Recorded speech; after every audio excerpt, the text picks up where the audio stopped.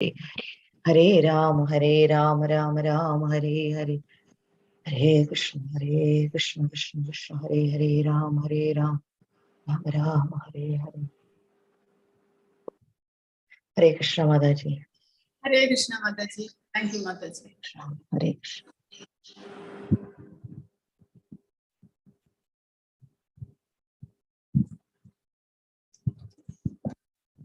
Om Namo Bhagavate Vasudevaya.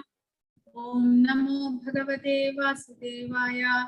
Om Namo Bhagavate Vasudevaya. Om Jnanatimidandasya Jnananjanashalakaya Chakshurunmilitam Yena Tasmai Shri Gurave Namaha. Namo Om Vishnupadaya Krishna Preshtaya Bhutale Srimate Bhakti Vedanta Swaminiti Namine. Namaste Saraswate Deve Gauravani Pracharine Nirvishesha Shunyavadi Paschatya Deshatarine. Jaya Shri Krishna Chaitanya Prabhu Nityananda Shri Advaita Gadadhara Shri Vasadi Gaura Bhakta Vrinda. Hare Krishna Krishna Krishna Hare Hare Hare Rama Rama Rama Hare Hare. Hare Krishna. അധ്യായം 2 രണ്ടാമത്തെ ഭാഗമാണ് ഇന്ന്. അപ്പോൾ ഭഗവാൻ ഭഗവത്ഗീത ഉപദേശിക്കാൻ ആരംഭിക്കുകയാണ് അർജുനനോട്. ആദ്യമായിട്ട് ഏത് ജ്ഞാനമാണ് ഭഗവാൻ ഉപദേശിക്കുന്നത് എന്ന് പറഞ്ഞു കഴിഞ്ഞാൽ, ഭഗവത്ഗീതയിൽ ജ്ഞാനയോഗം, കർമ്മയോഗം, ഭക്തിയോഗം, 3 യോഗങ്ങളെ കുറിച്ച് ഭഗവാൻ വിശദീകരിക്കുന്നുണ്ട്. അതിൽ ഏതാണ് ഭഗവാൻ രണ്ടാമത്തെ അധ്യായത്തിന്റെ ആരംഭത്തിൽ അർജുനനെ ഉപദേശിക്കുന്നത്? ഹരേ കൃഷ്ണ. നമ്മൾ ഇന്നലെ പഠിച്ചത് ഹരേ കൃഷ്ണ കർമ്മയോഗം. കർമ്മയോഗമല്ല, ആത്മാവിനെയും ശരീരത്തിനെയും കുറിച്ചുള്ള വിശകലനം. സാഖ്യയോഗം. സാഖ്യയോഗത്തെ ജ്ഞാനയോഗം എന്നും പറയുന്നുണ്ട്. അതായത് ജ്ഞാനം കരസ്ഥമാക്കുകയാണ്, ആത്മാവിനെ കുറിച്ചുള്ള അറിവ് കരസ്ഥമാക്കുകയാണ് സാഖ്യയോഗത്തിൽ. ശരിയായിട്ടും ഈ ശരീരം, നമ്മളിപ്പോൾ ശരീരബോധത്തിലാണ്, ഈ ശരീരമാണ് ഞാൻ എന്നുള്ള അവബോധത്തിലാണ് നമ്മളിപ്പോൾ. കാരണം നമ്മുടെ ഐഡന്റിറ്റി ആയിട്ട് നമ്മൾ പറയുന്നത് നമ്മുടെ ഈ ശരീരത്തെയാണ്. ഞാൻ ഇന്നയാളാണ്, ഇന്നയാളുടെ മകളാണ്, ഇന്ന വീട്ടിൽ താമസിക്കുന്നു, ഇന്ന രാജ്യക്കാരിയാണ്, എല്ലാം ശരീര സംബന്ധമായിട്ടാണ് നമ്മൾ പറയുന്നത്. അപ്പോൾ സാഖ്യയോഗികൾ അങ്ങനെയാണെങ്കിൽ ശരീരം കൊണ്ട് നമ്മൾ ശരീരമാണോ അല്ലയോ എന്ന് തിരിച്ചറിയാനായിട്ട് അവർ പ്രയത്നിക്കുന്നു. എന്ന് പറഞ്ഞു കഴിഞ്ഞാൽ, ഈ ശരീരത്തിന് എപ്പോഴും ഇങ്ങനെ സുഖവും ദുഃഖവും എല്ലാം മാറി മാറി വരുന്നത്, ഈ ഭൗതിക പ്രപഞ്ചത്തിൽ അനേകം വൈവിധ്യങ്ങളെ കാണുന്നത്, ഇതെല്ലാം എന്തുകൊണ്ടാണ് എന്നവർ അപഗ്രഥിച്ച് പഠിച്ച് മനസ്സിലാക്കാൻ ശ്രമിക്കുന്നു.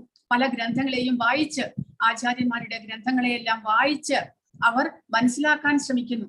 അപ്പോഴാണ് അവർക്ക് അറിവ് ലഭിക്കുന്നത്, നമ്മൾ ശരീരമല്ല, ആ ശരീരത്തിനുള്ളിൽ ഒരു ആത്മാവുണ്ട്. ആ ആത്മാവാണ് ചിന്തിക്കുന്നത് ഞാൻ ഈ ശരീരമാണ് എന്ന്. അപ്പോൾ അങ്ങനെയാണെങ്കിൽ ശരീരത്തിന് സുഖദുഃഖങ്ങൾ വരാനുള്ള കാരണം എന്തുകൊണ്ട് നമ്മൾ അനേകം കഷ്ടങ്ങളെല്ലാം അനുഭവിക്കുന്നു എന്ന് ആലോചിക്കുമ്പോൾ, ആത്മാവ്, അതായത് ശരീരവും ആത്മാവും രണ്ടാണെങ്കിലും ആത്മാവ് ശരീരവുമായിട്ട് താദാത്മ്യം പ്രാപിക്കുന്നത് കൊണ്ട്, ഞാൻ ഈ ശരീരമാണ് എന്ന് ചിന്തിക്കുന്നത് കൊണ്ട്, ശരീരം ചെയ്യുന്ന എല്ലാ പ്രവൃത്തികളുടെയും കർമ്മഫലങ്ങൾ ഈ ജീവാത്മാവിന് അനുഭവിക്കേണ്ടതായിട്ട് വരുന്നു.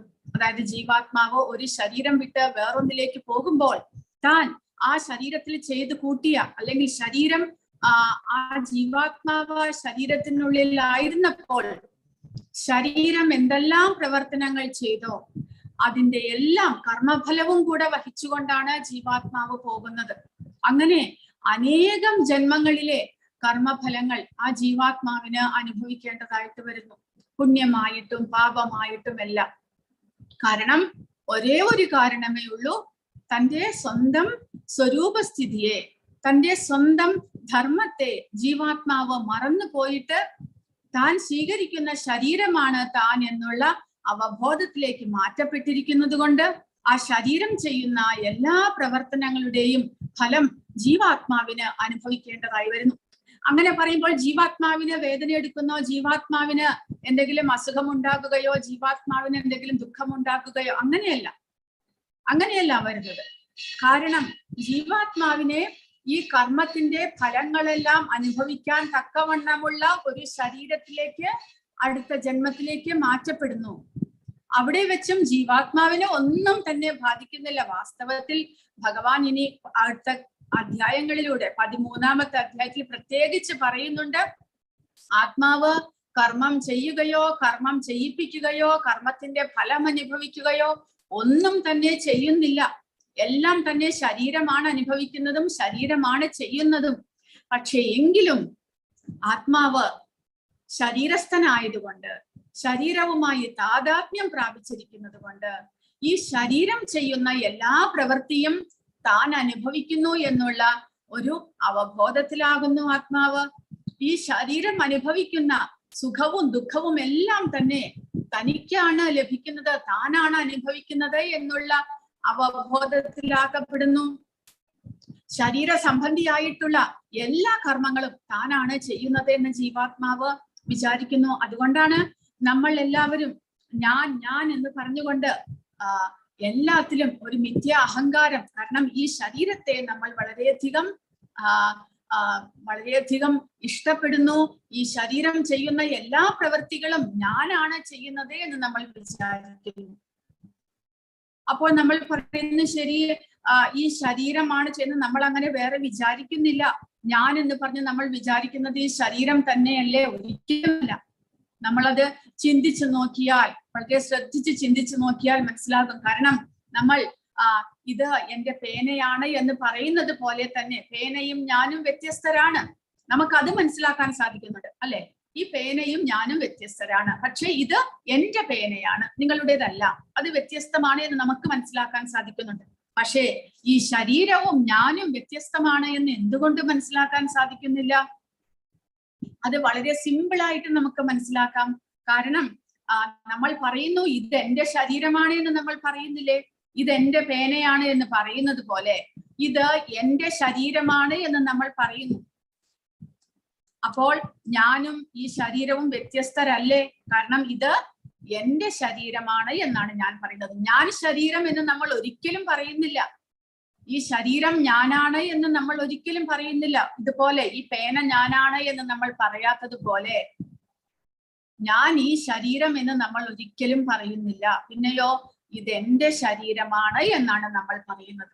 അതായത് ഈ ശരീരത്തിന്റെ ഉടമസ്ഥനായിട്ടുള്ള വേറെ ഒരാൾ ഈ ശരീരത്തിനുള്ളിൽ ഉണ്ട്. അയാളാണ് വിചാരിക്കുന്നത് എന്ത്? ഇത് എന്റെ ശരീരമാണ് എന്ന്. പക്ഷേ അങ്ങനെയാണെങ്കിൽ ആത്മാവ് എങ്ങനെ ശരീരവുമായിട്ട് താദാത്മ്യം പ്രാപിക്കുന്നു? ശരീരം ചെയ്യുന്ന എല്ലാ കർമ്മങ്ങളും ഞാനാണ് ചെയ്യുന്നത് എന്ന് എങ്ങനെ ആത്മാവ് വിചാരിക്കുന്നു?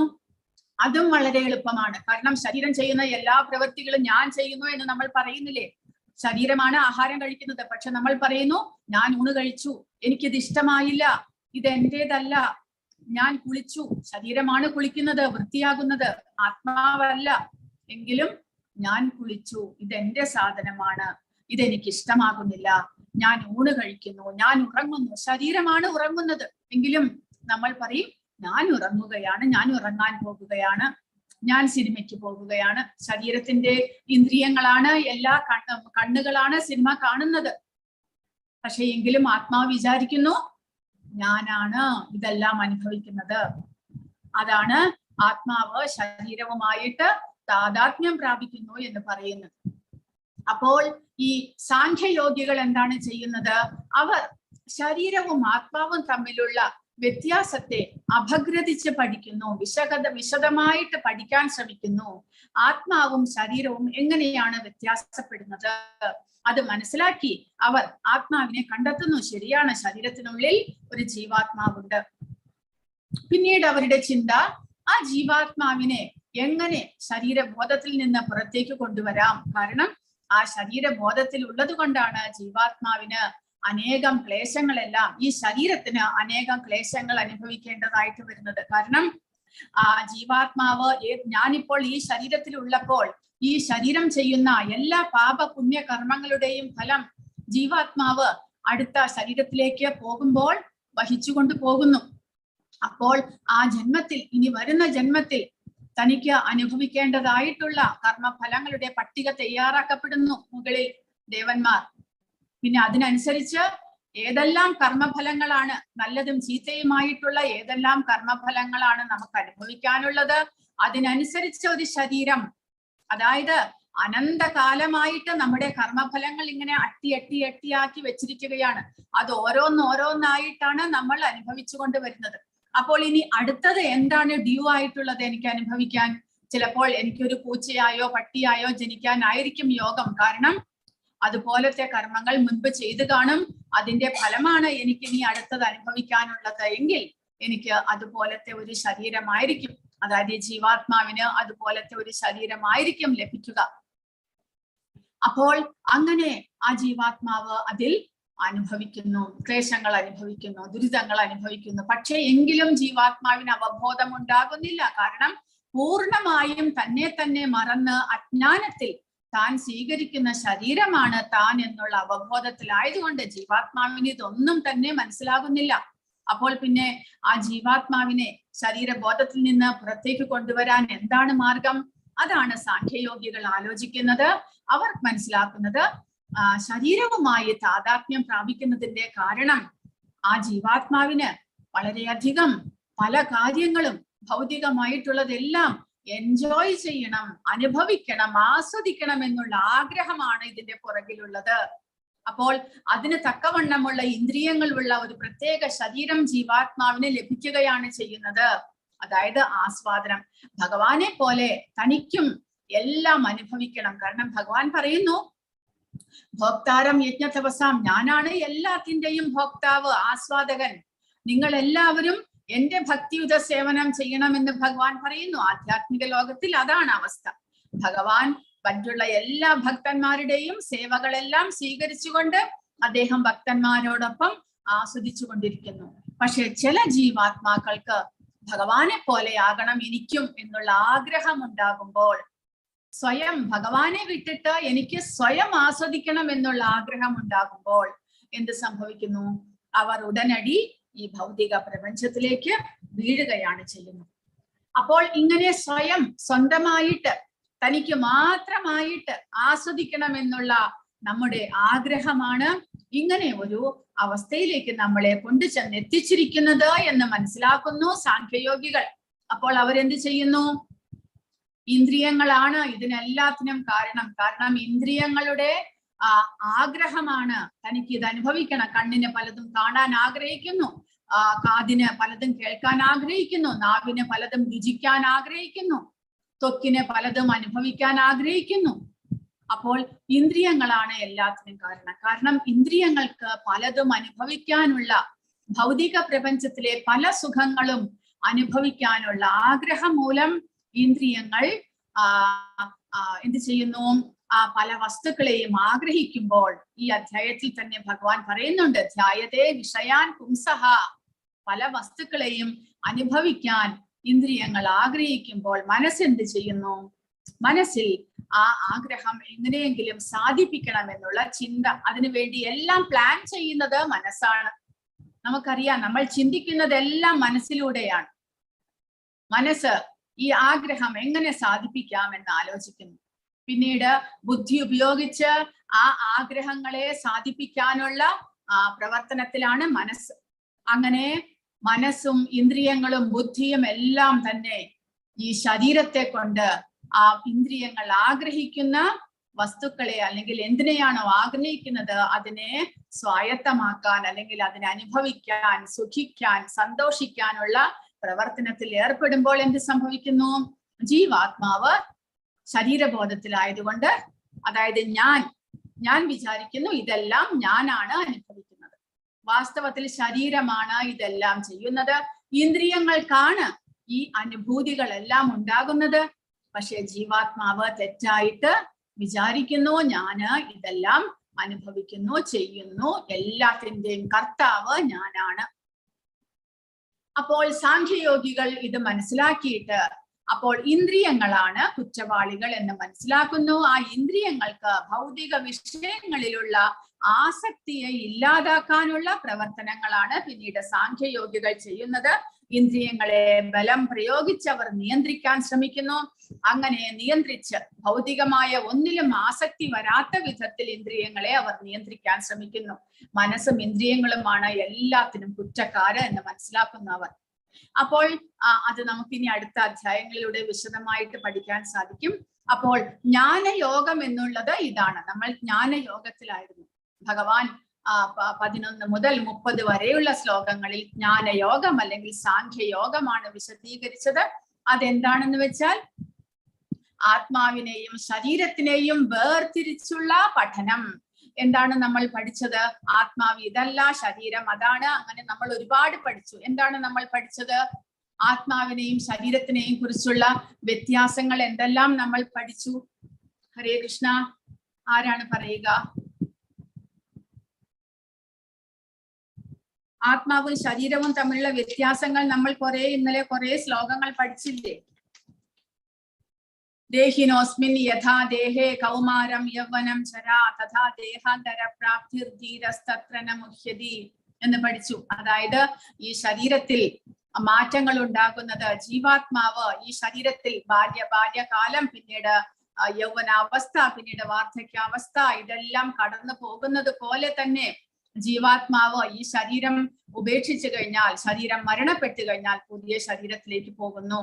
അതായത് ജീവാത്മാവിന് ഒരിക്കലും മരണമുണ്ടാകുന്നില്ല, ശരീരത്തിന് മരണമുണ്ട്. ജീവാത്മാവ് ജനിക്കുന്നില്ല, മരിക്കുന്നില്ല, അനാദിയാണ്, ശാശ്വതനാണ്, ആധ്യാത്മികനാണ്. ഈ ഭൗതിക പ്രപഞ്ചത്തിലെ ജലത്തിനോ തീക്കോ ഒന്നിനും തന്നെ ജീവാത്മാവിനെ ഒന്നും ചെയ്യാൻ സാധ്യമല്ല.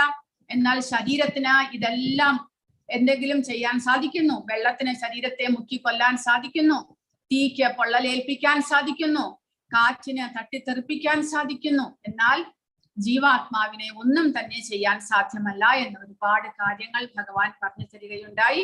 അതാണ് ജ്ഞാനം, അറിവ് എന്ന് പറയുന്നത്. ജീവാത്മാവിനെയും ശരീരത്തെയും കുറിച്ചുള്ള പ്രധാനമായിട്ടുള്ള അറിവുകൾ. സാഖ്യയോഗം എന്ന് പറഞ്ഞു കഴിഞ്ഞാൽ അതാണ് ജീവാത്മാവിനെയും ശരീരത്തെയും കുറിച്ചുള്ള വിശദമായിട്ടുള്ള പഠനം. അപ്പോൾ ഭഗവാൻ അത് പറഞ്ഞു കഴിഞ്ഞിരിക്കുന്നു. ഇനി കർമ്മയോഗത്തിലേക്ക് കടക്കുകയാണ് ഭഗവാൻ. അതായത് കർമ്മം ചെയ്യേണ്ടത് എന്തുകൊണ്ട് അത്യാവശ്യമാണ്? അർജുനൻ കർമ്മം ചെയ്യാനാണ് വിസമ്മതിച്ചത്, യുദ്ധം ചെയ്യാൻ അർജുനൻ വിസമ്മതിക്കുന്നു. അപ്പോൾ അതിനെ കുറിച്ചാണ് ഭഗവാൻ ഇനി പറയുന്നത്. അപ്പോൾ അർജുനന്റെ വിഷാദത്തിനുള്ള 2 കാരണങ്ങളെ കുറിച്ച് ഭഗവാൻ കഴിഞ്ഞ ശ്ലോകങ്ങളിലൂടെ പറഞ്ഞു. ഒന്നാമത്തേത് അനുകമ്പ, കരുണ. ഇവരെല്ലാവരും മരിച്ചു പോകില്ലേ എന്ന് പറഞ്ഞതിന് ഭഗവാൻ പറയുകയുണ്ടായി, ശരീരം മാത്രമേ മരിക്കുന്നുള്ളൂ, ആത്മാവിന് മരണമില്ല. രണ്ടാമതായിട്ട് പറഞ്ഞു വന്നതാണ് ഇനി പറയാൻ പോകുന്നത്. അതായത് യുദ്ധം ചെയ്ത് ഈ ഭൗതിക പ്രപഞ്ചത്തെ അല്ലെങ്കിൽ ഭൂമി ഭരിക്കാൻ തങ്ങൾക്ക് ലഭിക്കുമ്പോൾ തങ്ങളുടെ ഉറ്റവരും ബന്ധുക്കാരും ഇല്ലാതെ തങ്ങൾ എങ്ങനെ സ്വയം അത് അനുഭവിക്കേണ്ടതായിട്ട് വരുന്നു? എനിക്ക് സുഖം സ്വയം അനുഭവിക്കാൻ ആഗ്രഹമില്ല എന്ന് അർജുനൻ പറഞ്ഞതിന് ഭഗവാൻ ഇവിടെ 32ാമത്തെ ശ്ലോകത്തിലൂടെ പറയുകയാണ്. യദൃച്ഛയാ ചോപപന്നം സ്വർഗദ്വാരമപാവൃതം സുഖിനഃ ക്ഷത്രിയാഃ പാർത്ഥാ ലഭന്തെ യുദ്ധമീദൃശം. യാദൃച്ഛികമായി ഇതുപോലെ ഒരു യുദ്ധത്തിന് അവസരം ലഭിക്കുന്ന ക്ഷത്രിയന്മാർ സന്തുഷ്ടരാണ്. എന്തെന്നാൽ സ്വർഗ കവാടം അവർക്ക് വേണ്ടി തുറക്കപ്പെട്ടിരിക്കുകയാണ്. അതായത് ക്ഷത്രിയന്മാർക്ക് കിട്ടിയിരിക്കുന്ന ഒരു അനുഗ്രഹമാണത്. അതായത് യുദ്ധം ചെയ്യാൻ അവർ എന്തായാലും യുദ്ധകളത്തിൽ പോകേണ്ടി വരും. ക്ഷത്രിയന്മാരുടെ ഒരു കർത്തവ്യമാണ് അത്. ആരെങ്കിലും യുദ്ധത്തിന് വെല്ലുവിളിച്ചാൽ അല്ലെങ്കിൽ തന്റെ രാജ്യത്തിന്റെ അതിർത്തിയെ ആരെങ്കിലും ആക്രമിക്കുകയാണെങ്കിൽ ക്ഷത്രിയന്മാർ തീർച്ചയായിട്ടും യുദ്ധം ചെയ്യാൻ പോകണം. അല്ലാതെ അവരുടെ പട്ടാളക്കാരെ അയച്ചിട്ട് അവർ രാജാക്കന്മാരും കുടുംബവും എല്ലാം വീട്ടിൽ ഒളിച്ചിരിക്കുകയല്ല ചെയ്യുക. അവർ തന്നെ നേരിട്ട് സൈന്യത്തെ നയിച്ചുകൊണ്ട് മറ്റുള്ള ശത്രുപക്ഷത്തെ എല്ലാം നേരിട്ട് എതിരിടുന്നു. അങ്ങനെ അവർ കർത്തവ്യ നിബദ്ധരായതുകൊണ്ട് അവർക്ക് ഒരു അനുഗ്രഹം ലഭിച്ചിരിക്കുന്നത്, അവർ യുദ്ധകളത്തിൽ മരിച്ചു വീഴുകയാണെങ്കിൽ അവർക്ക് നേരിട്ട് ഉടനടി സ്വർഗത്തിലേക്ക് പ്രവേശിക്കാൻ സാധിക്കുന്നു. പിന്നെയോ അല്ലെങ്കിലോ യുദ്ധത്തിൽ അവർ തോൽക്കുകയാണെങ്കിൽ, ജയിക്കുകയാണെങ്കിൽ അവർക്ക് ഈ രാജ്യം ഭരിക്കാൻ സാധിക്കും. യുദ്ധത്തിൽ തോൽക്കുക അല്ലെങ്കിൽ മരണപ്പെടുകയാണെങ്കിൽ അവർക്ക് സ്വർഗത്തിലേക്ക് പോകാൻ സാധിക്കും. അപ്പോൾ അർജുനനോട് ഭഗവാൻ പറയുകയാണ്, അർജുനന്റെ രണ്ടാമത്തെ വിഷാദത്തിനുള്ള കാര്യമായിരുന്നു, യുദ്ധം ഞാൻ ജയിക്കുകയാണെങ്കിൽ എന്റെ പിതാമഹനും ദ്രോണാചാര്യരും എല്ലാം മരണപ്പെടുകയാണെങ്കിൽ അവരില്ലാതെ എനിക്ക് ഈ ഭൂമിയിലെ സുഖങ്ങളൊന്നും അനുഭവിക്കേണ്ട എന്ന് പറഞ്ഞപ്പോൾ ഭഗവാൻ പറയുന്നു, പക്ഷേ ഇവർ യുദ്ധത്തിൽ മരിച്ചാലും അവർക്ക് സ്വർഗത്തിൽ പോയി സുഖസൗകര്യങ്ങൾ അനുഭവിക്കാൻ സാധിക്കും. പിന്നെ എന്തിനു വേണ്ടിയിട്ട് നീ യുദ്ധം ചെയ്യാൻ മടിക്കുന്നു എന്നാണ് ഭഗവാന്റെ ചോദ്യം. ക്ഷത്രിയന്മാരുടെ കർത്തവ്യമായതുകൊണ്ട്. പക്ഷേ ഭഗവാൻ പറയുന്നു, അതല്ല, നീ യുദ്ധം ചെയ്യാനായിട്ട് വിസമ്മതിക്കുകയാണെങ്കിൽ, കാരണം ക്ഷത്രിയനായതുകൊണ്ട് അർജുനന്റെ കർത്തവ്യമാണ് യുദ്ധം ചെയ്യുക എന്നുള്ളത്. കൂടാതെ ഇത് ധാർമ്മികമായിട്ടുള്ള യുദ്ധമാണ്. അതും കൂടെ ചെയ്യാൻ നീ വിസമ്മതിക്കുകയാണെങ്കിലോ, ധാർമ്മികമായ ഈ സമരം നീ ചെയ്യുന്നില്ലെങ്കിലോ, സ്വന്തം കടമ നിറവേറ്റാതിരുന്നത് കൊണ്ട് നീ തീർച്ചയായും പാപം കയ്യേൽക്കും. യുദ്ധവീരൻ എന്ന നിന്റെ യശസ് നഷ്ടപ്പെടുകയും ചെയ്യും. അപ്പോൾ അർജുനനോട് പറയുന്നത്, പാപം നിനക്ക് വരാൻ കാരണം നീ യുദ്ധം ചെയ്തില്ലെങ്കിലാണ്. യുദ്ധം ചെയ്താൽ നിനക്കൊരിക്കലും പാപം വരുന്നില്ല. പക്ഷെ യുദ്ധം ചെയ്തില്ലെങ്കിൽ നിന്റെ കർത്തവ്യം നീ അനുഷ്ഠിക്കാതിരുന്നത് കൊണ്ട് നിനക്ക് പാപമേൽക്കും. അതുകൂടാതെ വില്ലാളി വീരൻ എന്നുള്ള യശസ് നഷ്ടപ്പെടുകയും ചെയ്യും. കുന്തിപുത്ര, ഒന്നുകിൽ നീ ഈ യുദ്ധത്തിൽ കൊല്ലപ്പെട്ട് സ്വർഗം പോകും, അല്ലെങ്കിൽ വിജയം നേടി സാമ്രാജ്യം ഭരിക്കും. ഏതായാലും ഉറച്ച തീരുമാനത്തോടെ എഴുന്നേറ്റ് യുദ്ധം ചെയ്യൂ എന്നാണ് ഭഗവാൻ അർജുനനോട് പറയുന്നത്. ഏതെങ്കിലും ഒരു കാര്യം നടക്കും. എന്തായാലും യുദ്ധത്തിൽ മരിച്ചാലും സ്വർഗത്തിൽ പോകാൻ സാധിക്കും. യുദ്ധത്തിൽ ജയിച്ചാൽ ഇവിടെ ഭൂമിയിലെ സ്വർഗമായിട്ടുള്ള ഈ രാജ്യമെല്ലാം ഭരിക്കാനും സാധിക്കും. അപ്പോൾ രണ്ടിലൊന്നേ നടക്കുകയുള്ളൂ, രണ്ടിലൊന്ന് നടക്കുകയും ചെയ്യും. അതുകൊണ്ട് ഒന്നും വിഷമിക്കാനില്ല എന്നാണ് ഭഗവാൻ പറയുന്നത്. അടുത്തതായിട്ടാണ് ഭഗവാൻ 38ാമത്തെ ശ്ലോകത്തിൽ ഭഗവാൻ നിഷ്കാമ കർമ്മം. അപ്പോൾ ഇതുവരെ പറഞ്ഞത് സകാമ കർമ്മമാണ്. അതായത് കർമ്മം 3 വിധത്തിൽ ചെയ്യാൻ സാധിക്കുന്നു. ഒന്നാമത്തേത് സകാമ കർമ്മം അല്ലെങ്കിൽ കാമ്യകർമ്മം. കാമ്യകർമ്മം എന്ന് പറഞ്ഞാൽ ഫലം ഉദ്ദേശിച്ച് ചെയ്യുന്ന കർമ്മങ്ങൾ. അർജുനനെ ഉദാഹരണമായിട്ട് എടുക്കുകയാണെങ്കിൽ, അർജുനൻ യുദ്ധം ചെയ്യാനായിട്ട് സമ്മതിക്കുന്നു. എന്തുകൊണ്ട്?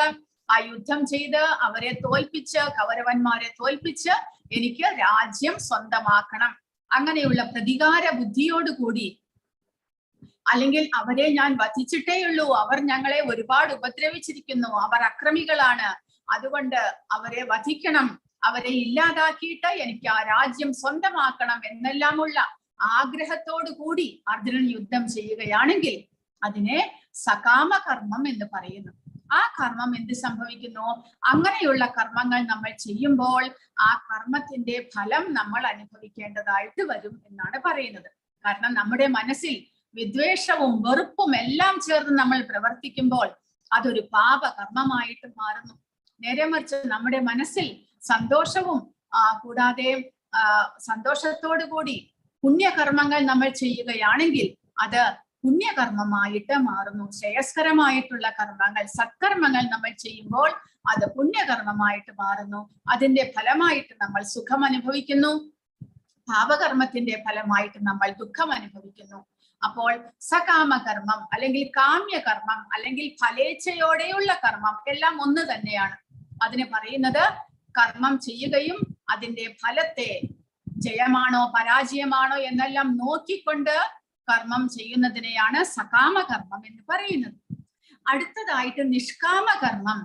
കർമ്മത്തിന്റെ ഫലം എന്തായാലും വിരോധമില്ല, ഇതെന്റെ കർത്തവ്യമായതുകൊണ്ട് ഇത് ഞാൻ ചെയ്തിട്ടേ ഉള്ളൂ എന്ന് പറഞ്ഞുകൊണ്ട് തന്റെ കടമ എന്നുള്ള തന്റെ കർത്തവ്യത്തെ, തന്റെ നിർദ്ദിഷ്ട കർമ്മങ്ങളെ ഒരാൾ ചെയ്യുന്നതിനെയാണ് നിഷ്കാമകർമ്മം എന്ന് പറയുന്നത്. നിഷ്കാമ, കാമമില്ലാതെ, ആഗ്രഹമില്ലാതെ കർമ്മം ചെയ്യുക. അപ്പോൾ അതാണ് അർജുനനോട് ഭഗവാൻ ഇവിടെ പറയുന്നത്. യുദ്ധത്തിനു വേണ്ടി മാത്രം നീ യുദ്ധം ചെയ്യുക. എന്തായാലും യുദ്ധം ചെയ്യാൻ തീരുമാനിച്ചിരിക്കുന്നു. ദുര്യോധനാദികൾ യുദ്ധം ചെയ്യാനായിട്ട് വെല്ലുവിളിക്കുകയാണ് ചെയ്തത്. കാരണം നിങ്ങൾക്ക് രാജ്യം വേണമെങ്കിൽ നിങ്ങൾ യുദ്ധം ചെയ്ത് ജയിച്ച് രാജ്യം എടുത്തുകൊള്ളൂ, അല്ലാതെ ഞാൻ നിങ്ങൾക്ക് രാജ്യം തരാൻ തയ്യാറല്ല. അതുകൊണ്ട് യുദ്ധം അനിവാര്യമായിട്ട് വന്നിരിക്കുന്നു. അപ്പോൾ യുദ്ധത്തിന് വേണ്ടി നിങ്ങളെ അവർ വെല്ലുവിളിച്ചത് കൊണ്ട്, നിങ്ങൾ ക്ഷത്രിയരായതുകൊണ്ട്, യുദ്ധം ചെയ്യുന്നത് നിങ്ങളുടെ കടമയായതുകൊണ്ട് നിങ്ങൾ യുദ്ധം ചെയ്യുക. അതിന്റെ ഫലം എന്താണ്? ജയമായിരിക്കുമോ തോൽവിയായിരിക്കുമോ? ആരെല്ലാം മരണപ്പെടും? ഞാൻ മരിച്ചു പോയാലോ? ഒന്നും നോക്കരുത്. തങ്ങളുടെ കർത്തവ്യം എന്ന് വിചാരിച്ചുകൊണ്ട് യുദ്ധം ചെയ്യുക. ഫലം സന്തുഷ്ടിയോ സന്താപമോ നഷ്ടമോ ലാഭമോ ജയമോ തോൽവിയോ എന്നതിനെ കുറിച്ച് ഓർക്കരുത്. എന്നാൽ നിനക്ക് ഒരിക്കലും പാപമേൽക്കില്ല. അപ്പോൾ അർജുനന്റെ മൂന്നാമത്തെ ചിന്തയായിരുന്നു, ഇവർ അക്രമികളാണെങ്കിൽ കൂടെ അവരെ വധിക്കുന്നത് പാപമല്ലേ എന്ന്. അപ്പോൾ ഭഗവാൻ ഇവിടെ അതിന് പാപം ഏൽക്കാതിരിക്കാനുള്ള വഴി പറഞ്ഞു കൊടുക്കുകയാണ്. നിഷ്കാമനായിട്ട് കർമ്മം ചെയ്യുകയാണെങ്കിൽ ഒരിക്കലും പാപം ഏൽക്കില്ല. ദുര്യോധനാദികൾ മുന്നിൽ വന്ന് നിന്നാലും അവരെ പ്രതികാര ബുദ്ധിയോടുകൂടി വധിക്കുന്നതും ആഗ്രഹമില്ലാതെ യുദ്ധത്തിൽ അന്യോന്യം യുദ്ധം ചെയ്ത് വധിക്കുന്നതും തമ്മിൽ വ്യത്യാസമുണ്ട്. കാരണം അർജുനന്റെ അവബോധത്തിൽ പ്രതികാരമില്ല, കർത്തവ്യബോധം മാത്രമേ ഉള്ളൂ. അതുകൊണ്ട് അർജുനന് ആ പാപകർമ്മ ഫലങ്ങൾ ഏൽക്കുന്നില്ല എന്നാണ് ഭഗവാൻ പറയുന്നത്. അങ്ങനെ ആസക്തിയില്ലാതെ ജ്ഞാനത്തോടു കൂടി കർമ്മം ചെയ്യുന്നതിനെയാണ് നൈഷ്കർമ്മ്യ കർമ്മയോഗ അഥവാ ബുദ്ധിയോഗ എന്ന് വിളിക്കുന്നത്. അപ്പോൾ ആ ചെയ്യുന്ന കർമ്മത്തിൽ ആസക്തിയില്ലാതെ, ഫലം ആഗ്രഹിക്കാതെ, നിഷ്കാമനായിട്ട് ചെയ്യുന്ന കർമ്മം, അതാണ് രണ്ടാമത്തെ വിധത്തിലുള്ള കർമ്മം. സകാമകർമ്മം, നിഷ്കാമകർമ്മം. പിന്നീട് മൂന്നാമത്തേതാണ് കർമ്മയോഗം അഥവാ ഭക്തിയോഗം എന്നെല്ലാം പറയുന്നത്. അതായത് കർമ്മം ചെയ്യുകയും ആ കർമ്മത്തിന്റെ ഫലത്തെ ഭഗവാൻ അർപ്പിക്കുകയും ചെയ്യുക. അതാണ് ഇനി ഭഗവാൻ പറയാൻ പോകുന്നത്. ഇവിടെ ഭഗവാൻ അതിന് ബുദ്ധിയോഗം എന്നെല്ലാം പറയുന്നു, ബുദ്ധിയോഗം എന്ന് പറയുന്നു. ആ ബുദ്ധിയോഗം എന്ന് പറഞ്ഞാൽ ബുദ്ധിയോടുകൂടി എങ്ങനെ കർമ്മം ചെയ്യണമെന്ന് മനസ്സിലാക്കിക്കൊണ്ട്, കർമ്മത്തിന്റെ ഫലം നമ്മളെ ബാധിക്കാത്ത വിധത്തിൽ കർമ്മം എങ്ങനെ ചെയ്യണം എന്ന് മനസ്സിലാക്കിക്കൊണ്ട് ചെയ്യുന്നതിനെയാണ് ബുദ്ധിയോഗം എന്ന് പറയുന്നത്. പിന്നെ ഒരു കാര്യം കൂടെ മനസ്സിലാക്കാനുള്ളത്, ഈ യോഗം എന്ന് പറഞ്ഞാൽ എന്താണ്? യോഗം എന്ന് പറയുമ്പോൾ ഭഗവാനുമായിട്ട് നമ്മളെ ബന്ധപ്പെടുത്തുന്ന കർമ്മങ്ങളെയാണ്, പ്രവൃത്തികളെയാണ്, പ്രക്രിയകളെയാണ് യോഗം എന്ന് പറയുന്നത്. കാരണം ജീവാത്മാവ് അതിന്റെ സ്വരൂപസ്ഥിതിയിൽ ഭഗവാനുമായിട്ട് സദാസമയവും ബന്ധപ്പെട്ടിരിക്കുന്നു. ഭഗവാനോടൊപ്പം ഇരിക്കുക എന്നുള്ളതാണ് ജീവാത്മാവിന്റെ ധർമ്മം. ഭഗവാനെ സേവിച്ചു കൊണ്ടിരിക്കുക. കാരണം ഭഗവാന്റെ ഒരംശമാണ് ജീവാത്മാവ്. അതുകൊണ്ട് ഭഗവാനുമായിട്ട് ബന്ധപ്പെട്ടിരിക്കുന്നു, ഭഗവാന്റെ സേവകനായിട്ടിരിക്കുന്നു. സദാസമയവും ഭഗവാന്റെ ഭക്തിയുത സേവനം ചെയ്യുന്നതാണ് ജീവാത്മാവിന്റെ ധർമ്മം. സവൈ പുംസാം പരോധർമ്മോ യഥോ ഭക്തിരഥോക്ഷജേ. ഒരു മനുഷ്യനായി ജനിച്ചു കഴിഞ്ഞാൽ നമ്മൾ ആ ജീവാത്മാവിന്റെ ധർമ്മത്തെ കുറിച്ച് മനസ്സിലാക്കി, നമ്മൾ സവൈ പുംസാം മനുഷ്യനായി ജനിച്ചു കഴിഞ്ഞാൽ പരോധർമ്മോ പരമമായിട്ടുള്ള ശ്രേഷ്ഠമായിട്ടുള്ള ധർമ്മം എന്താണ്? യഥോ ഭക്തിരഥോക്ഷജേ. അധോക്ഷജനിൽ ആ നമ്മുടെ ഇന്ദ്രിയങ്ങൾക്ക് മനസ്സിലാക്കാൻ സാധിക്കാത്ത ആ ഭഗവാനെ, ആ അതീന്ദ്രിയനായിട്ടുള്ള ഭഗവാനിൽ ഭക്തിയുത സേവനം ചെയ്യുക എന്നുള്ളതാണ് ആ മനുഷ്യന്റെ ധർമ്മം. കാരണം അതുവഴി മാത്രമേ ജീവാത്മാവിന് തന്റെ സ്വരൂപ സ്ഥിതിയെ കുറിച്ച്, തന്റെ യഥാർത്ഥ അവബോധത്തെ തിരിച്ചു കിട്ടാനുള്ള വഴിയുള്ളൂ. അപ്പോൾ യോഗം എന്ന് പറയുമ്പോൾ നഷ്ടപ്പെട്ടു പോയ ആ ജീവാത്മാവിന്റെ ജ്ഞാനത്തെ തിരിച്ചു കൊണ്ടുവരിക, അല്ലെങ്കിൽ ഭഗവാനുമായിട്ടുള്ള ബന്ധത്തെ ഇപ്പോൾ മറന്നിരിക്കുന്ന ജീവാത്മാവിനെ ഭഗവാനുമായിട്ട് ബന്ധപ്പെടുത്തിക്കൊണ്ട് പ്രവർത്തിപ്പിക്കുക. അതിനാണ് യോഗം എന്ന് പറയുന്നത്. അപ്പോൾ ജ്ഞാനയോഗം എന്ന് പറയുമ്പോൾ ഭഗവാനും ജീവാത്മാവും തമ്മിലുള്ള ബന്ധത്തെ കുറിച്ച് മനസ്സിലാക്കുന്ന ആ ഒരു പ്രക്രിയയാണ് ജ്ഞാനയോഗം. അറിവ് സമ്പാദിക്കുക. ജ്ഞാനം എന്നാൽ അറിവ്. കർമ്മയോഗം എന്ന് പറഞ്ഞാൽ കർമ്മം ചെയ്ത് ആ ജീവാത്മാവിനെ എങ്ങനെ ഭഗവാനുമായിട്ട് ബന്ധപ്പെടുത്താം, അതാണ് കർമ്മയോഗം. ഭക്തിയോഗം എന്ന് പറഞ്ഞാൽ നേരിട്ട് ഭഗവാന്റെ സേവകൾ ചെയ്ത് ജീവാത്മാവിനെ പരിശുദ്ധമാക്കാനായിട്ട് ശ്രമിക്കുന്നു. അപ്പോൾ ജ്ഞാനത്തിലൂടെയും കർമ്മത്തിലൂടെയും ഭക്തിയിലൂടെയും നമുക്ക് ജീവാത്മാവിനെ മുൻകാലത്തെ മുൻ ജന്മങ്ങളിലെ പാപകർമ്മ ഫലങ്ങളെ ഇല്ലാതാക്കാനായിട്ട് സാധിക്കുന്നു. അങ്ങനെ പരിശുദ്ധനായി കഴിഞ്ഞാൽ ജീവാത്മാവിന് തന്റെ സ്വരൂപസ്ഥിതിയെ ഓർമ്മ വരും. അപ്പോൾ യോഗം എന്ന് പറഞ്ഞു കഴിഞ്ഞാൽ ഇവിടെ പറയുന്നത് ഭഗവാനുമായിട്ട് കണക്ട് ടു ഗോഡ് എന്ന് പറയുന്നു. കണക്ട് എന്നാണ് പ്രഭുപാദ പറയുന്നത്. അതായത് ഭഗവാനുമായിട്ട് ബന്ധപ്പെടുക. അതാണ് ജീവാത്മാവിന്റെ ശാശ്വതമായിട്ടുള്ള സ്വരൂപസ്ഥിതി. അതിലേക്ക് ഉയരുവാനായിട്ട് പരിശ്രമിക്കുന്നു. അപ്പോൾ നമ്മളിപ്പോൾ ദേഹബോധത്തിലായതുകൊണ്ട് ആ ദേഹബോധത്തിൽ നിന്ന് നമുക്ക് പുറത്തേക്ക് വരാനായിട്ട് ഇങ്ങനെയുള്ള ഏതെങ്കിലും ഒരു യോഗ പ്രക്രിയ അത്യാവശ്യമാണ്. അതുകൊണ്ട് ഭഗവാൻ പറയുന്നു, ആ ജ്ഞാനത്തോടുകൂടി പ്രവർത്തിക്കുക, കർമ്മം നിഷ്കാമമായിട്ട് ചെയ്യുക. ഇതെല്ലാം തന്നെ ജീവാത്മാവിനെ പരിശുദ്ധമാക്കുന്നു. അപ്പോൾ ആസക്തിയില്ലാതെ ജ്ഞാനത്തോടു കൂടി കർമ്മം ചെയ്യുന്നതിനെയാണ് നൈഷ്കർമ്മ്യ കർമ്മയോഗ അഥവാ ബുദ്ധിയോഗ എന്ന് വിളിക്കുന്നത്. അപ്പോൾ ഫലത്തിനായിട്ട് ആഗ്രഹിക്കാതെ ഒരാൾ എങ്ങനെ പ്രവർത്തിക്കും? അത് ബുദ്ധിമുട്ടാണ്. പക്ഷേ ആത്മാവിന്റെ ആനന്ദത്തിനോടുള്ള, ആത്മാവിനെ ആനന്ദത്തിലേക്ക്, ജ്ഞാനത്തിലേക്ക് ഉയർത്താനുള്ള ആസക്തി ഉണ്ടെങ്കിൽ തീർച്ചയായിട്ടും ശരീരത്തിന് വേണ്ടിയിട്ടുള്ള കർമ്മഫലങ്ങളെ ആഗ്രഹിക്കാതെ നമുക്ക് പ്രവർത്തിക്കാൻ സാധിക്കും. അപ്പോൾ ആത്മാവിന് പ്രാധാന്യം കൊടുക്കണം, ശരീരത്തിനല്ല. കാരണം ശരീരത്തിലെ ഇന്ദ്രിയങ്ങൾക്ക് ഭൗതിക വിഷയങ്ങളിൽ ആസക്തി ഉണ്ടെങ്കിലും അതിനെ എല്ലാം മാറ്റി നിർത്തി ജീവാത്മാവിന്റെ മോചനത്തിന് വേണ്ടിയിട്ട് നമ്മൾ ആഗ്രഹിക്കുകയാണെങ്കിൽ നമുക്ക് നിഷ്കാമനായിട്ട് പ്രവർത്തിക്കാൻ സാധിക്കും. അപ്പോൾ ഭഗവാനിനെ 39ാമത്തെ ശ്ലോകത്തിൽ പറയുന്നത്, ഇതുവരെ അപഗ്രഥനാത്മകമായ പഠനത്തിലൂടെ ആ ജ്ഞാനത്തെ പറ്റി നിനക്ക് ഞാൻ വിവരിച്ചു തന്നു. അതായത് സാഖ്യയോഗം ഭഗവാൻ വിവരിച്ചു. ഇനി അപഗ്രഥനാത്മകമായ പഠനത്തിനെ സാഖ്യ അല്ലെങ്കിൽ ജ്ഞാനയോഗ എന്ന് വിളിക്കുന്നു. ഇത് പരിശീലിക്കുന്നതിന് എല്ലാ പ്രവർത്തനങ്ങളും ഉപേക്ഷിച്ച് ധ്യാനം പരിശീലിക്കണം. അപ്പോൾ ജ്ഞാനം കരസ്ഥമാക്കി കഴിഞ്ഞാൽ ജീവാത്മാവ് ബന്ധനത്തിലാണ്. അതിനെ മോചിപ്പിക്കാനായിട്ട് ഇന്ദ്രിയങ്ങളെല്ലാം നിയന്ത്രിക്കണം. എന്നിട്ട് ആ ആധ്യാത്മികതയിലേക്ക് ഉയരാനായിട്ട് ധ്യാനയോഗം പരിശീലിക്കണം എന്നാണ് പറയുന്നത്. ഇനി ഭഗവാൻ ഫലാസക്തി ഇല്ലാത്ത കർമ്മം ചെയ്യുന്നതിനെ പറ്റി വിവരിക്കുന്നു. കൃഷ്ണൻ ജ്ഞാനയോഗയെ വിവരിച്ചു. ഇനി ഇപ്പോൾ ജ്ഞാനയോഗം, ആ ജ്ഞാനം നേടുന്ന പ്രക്രിയ എന്താണ്, അതാണ് ഇനി വിവരിക്കാൻ പോകുന്നത്. നിഷ്കാമമായിട്ടുള്ള കർമ്മം ചെയ്ത് ജീവാത്മാവിനെയും ശരീരത്തെയും കുറിച്ച് മനസ്സിലാക്കുക. അതായത് പരിശുദ്ധനാകുക. ഹൃദയത്തെ പരിശുദ്ധമാക്കാനുള്ള വഴികൾ എന്തൊക്കെയാണ് എന്നാണ് ഇനി ഭഗവാൻ പറയാൻ പോകുന്നത്.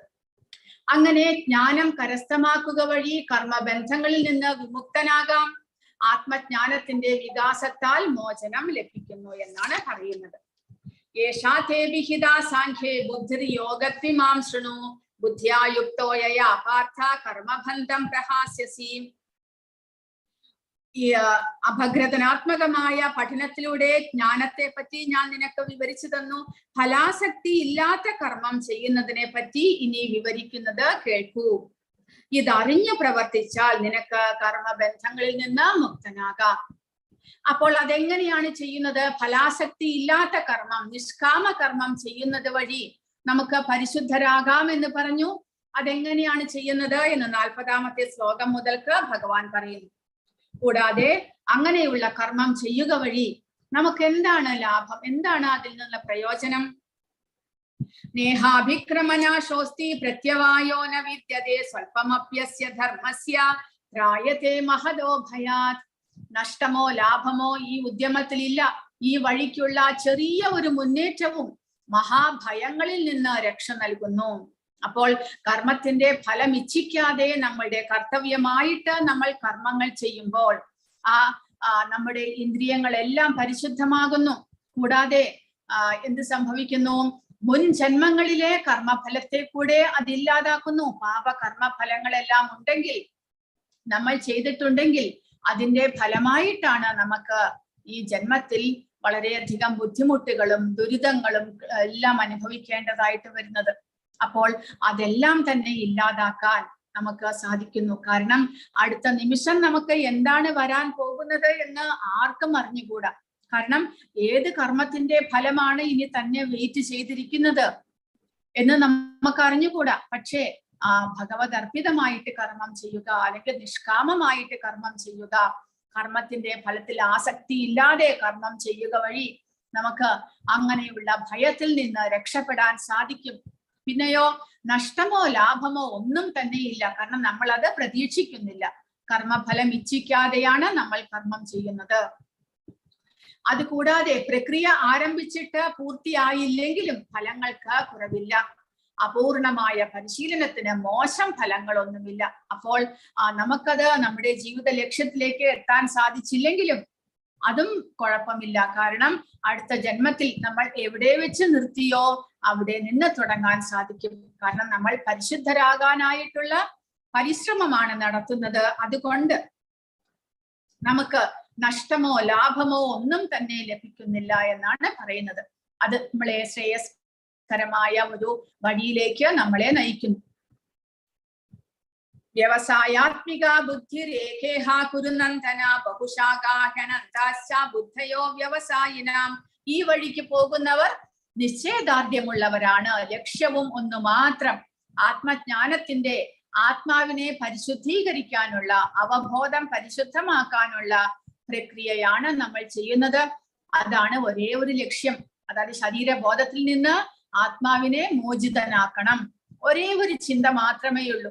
അതുകൊണ്ട് ആ ഒരു ലക്ഷ്യത്തിലേക്ക് വേണ്ടി മാത്രം പ്രയത്നിക്കുന്നത് കൊണ്ട് നിശ്ചയദാർഢ്യത്തോടു കൂടി പ്രയത്നിക്കാൻ സാധിക്കുന്നു. ഭൗതികമായ ഒന്നിലും ആഗ്രഹമില്ല. എന്നാലോ ഭൗതികമായിട്ടുള്ള ആഗ്രഹമുള്ളവർക്ക് ദൃഢനിശ്ചയം ഉണ്ടാവുകയില്ല എന്നാണ് ഭഗവാൻ പറയുന്നത്. അവരുടെ ബുദ്ധി പല ശാഖകളോട് കൂടിയതാണ്. കാരണം ഭൗതിക ഐശ്വര്യത്തിലും സുഖാനുഭവങ്ങളിലും അത്യാസക്തരായവർക്കും ഇവകളാൽ പരിഭ്രാന്തരായവർക്കും ഭക്തിപൂർവം ഭഗവത് സേവനം നടത്താൻ വേണ്ടുന്ന നിശ്ചയദാർഢ്യം ഉണ്ടാകില്ല. എന്തുകൊണ്ടെന്നാൽ അവരുടെ ഇന്ദ്രിയങ്ങളും മനസ്സും ബുദ്ധിയും എല്ലാം തന്നെ ശ്രദ്ധ കേന്ദ്രീകരിക്കുന്നത് ഭൗതിക വിഷയങ്ങളിലാണ്. അങ്ങനെ നമുക്ക് രണ്ട് വഞ്ചിയിൽ കാലുവെക്കാൻ പറ്റില്ല. ഒന്ന് ഭൗതികമായ സുഖ സൗകര്യങ്ങൾ അനുഭവിക്കുകയും വേണം, ഇപ്പുറത്ത് ഭഗവാനെ സേവിച്ച് പരിശുദ്ധനാകുകയും വേണം. രണ്ടും സാധിക്കില്ല. കാരണം ഇന്ദ്രിയങ്ങൾ നമ്മളെ ഭഗവാന്റെ സേവകൾ ചെയ്യാനായിട്ട് വിടില്ല. കാരണം നമുക്ക് കൂടുതൽ ആസക്തി ഭൗതികതയിലായിരിക്കും. അതുകൊണ്ട് അങ്ങനെയുള്ളവർക്ക് ഭഗവാന്റെ സേവകൾ ചെയ്യാനുള്ള നിശ്ചയദാർഢ്യം ഉണ്ടാകില്ല എന്നാണ് ഭഗവാൻ പറയുന്നത് ഇവിടെ.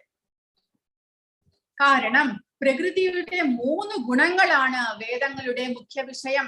നീ അവയെ അതിക്രമിക്കണം. ദ്വന്ദ്ങ്ങളിൽ നിന്നും ലാഭനഷ്ടങ്ങളെ കുറിച്ചുള്ള ഉത്കണ്ഠകളിൽ നിന്നും തികച്ചും മുക്തനായി ആത്മാവിൽ മനസ്സുറപ്പിക്കുക. പ്രകൃതിയുടെ 3 ഗുണങ്ങളുണ്ട്. സത്വം, രജസ്, തമസ്. ഈ 3 ഗുണങ്ങളാണ് ഒരാളെ സ്വാധീനിക്കുന്നത്, ഇങ്ങനെ പ്രവൃത്തി ചെയ്യാനായിട്ട് സ്വാധീനിക്കുന്നത്.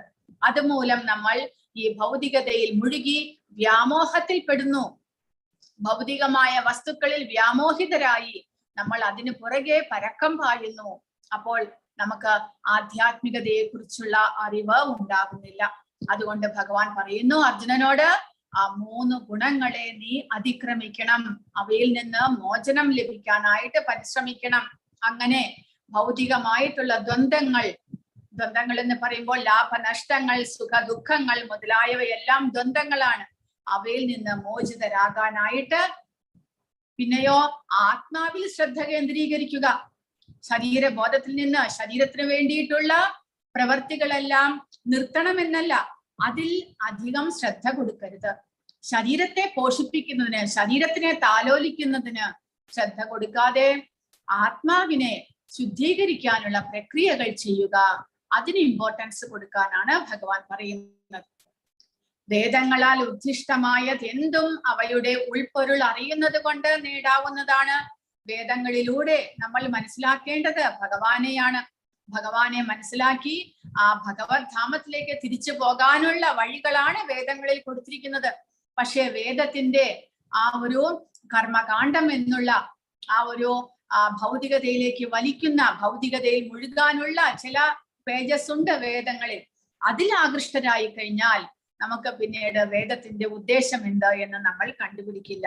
അതുകൊണ്ട് വേദങ്ങളുടെ പുറകെ നമ്മൾ പോകേണ്ട ആവശ്യമില്ല എന്നാണ് ഭഗവാൻ പറയുന്നത്. പിന്നെയോ ഭഗവാൻ പറയുന്നത് കർമ്മം ചെയ്ത് പരിശുദ്ധനാകാനായിട്ട് ശ്രമിക്കുക. എങ്ങനെയാണ് കർമ്മം ചെയ്ത് പരിശുദ്ധനാകുന്നത്? കർമ്മണ്യേവാധികാരസ്തേ മാ ഫലേഷു കദാചന മാ കർമ്മഫല ഹേതുർഭൂർമാദേ സംഗോസ്ത്വ കർമ്മണി. സ്വന്തം നിയത കർമ്മം നിർവഹിക്കാനേ നിനക്ക് അധികാരമുള്ളൂ. കർമ്മഫലങ്ങളിൽ യാതൊരുവിധ അധികാരവുമില്ല. കർമ്മങ്ങളിൽ നിന്ന് ഉളവാകുന്ന ഫലങ്ങളുടെ ഹേതു താനാണ് എന്ന് കരുതേണ്ട. സ്വകർത്തവ്യം അനുഷ്ഠിക്കാതെ ഒഴിയാൻ ആഗ്രഹിക്കുകയും അരുത്. ഇങ്ങനെയാണ് കർമ്മം ചെയ്യേണ്ടത് എന്നാണ് ഭഗവാൻ പറയുന്നത്. അപ്പോൾ നമ്മൾക്ക് ഓരോരുത്തരും നമ്മൾ ഓരോരോ പൊസിഷനിലുണ്ട് ജീവിതത്തിൽ. നമ്മൾ ആരെങ്കിലും ഭാര്യയായിരിക്കും, ഭർത്താവായിരിക്കും, കുട്ടികളായിരിക്കും, അച്ഛനമ്മമാരായിരിക്കും, കൂടാതെ വേറെ ഓരോരോ പൊസിഷൻ നമുക്കുണ്ടാകും ഭൗതിക പ്രപഞ്ചത്തിൽ. പക്ഷേ ഭഗവാൻ ഇവിടെ പറയുന്നു, ആ ഓരോ പൊസിഷനിലും നിന്നുകൊണ്ട് നമുക്ക് പ്രത്യേക കടമകൾ നിർവഹിക്കാനുണ്ടാകും. ശരി, കടമകൾ നിർവഹിക്കൂ, അത്രമാത്രം. ആ നമ്മൾ ചെയ്യുന്ന കടമയുടെ ഫലവും നമുക്ക് കിട്ടണം എന്ന് ഒരിക്കലും ആഗ്രഹിക്കരുത്. കാരണം നിങ്ങൾക്ക് മനുഷ്യനായി ജനിച്ചത് കൊണ്ട് ചെയ്യാനുള്ള കർത്തവ്യമാണത്.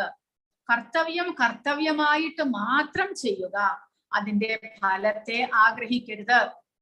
കാരണം ഫലത്തെ ആഗ്രഹിക്കുമ്പോഴാണ് സുഖ ദുഃഖങ്ങളായിട്ട് ആ കർമ്മത്തിന്റെ ഫലം നമ്മളെ ബാധിക്കുന്നത്.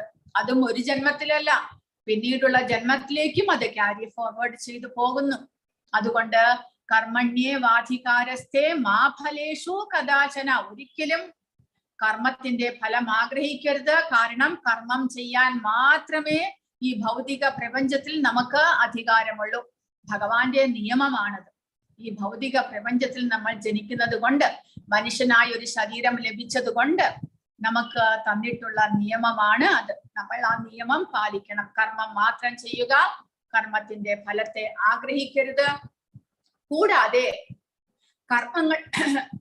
കർമ്മങ്ങളിൽ നിന്ന് ഉളവാകുന്ന ഫലങ്ങളുടെ ഹേതു താനാണ് എന്ന് കരുതുന്നത്. അതായത് ഞാനല്ലേ കർമ്മം ചെയ്തത്, അപ്പോൾ ആ കർമ്മത്തിന്റെ ഫലം അനുഭവിക്കേണ്ടത് എനിക്കല്ലേ, അത് എന്റേതല്ലേ എന്നുള്ള ചിന്ത.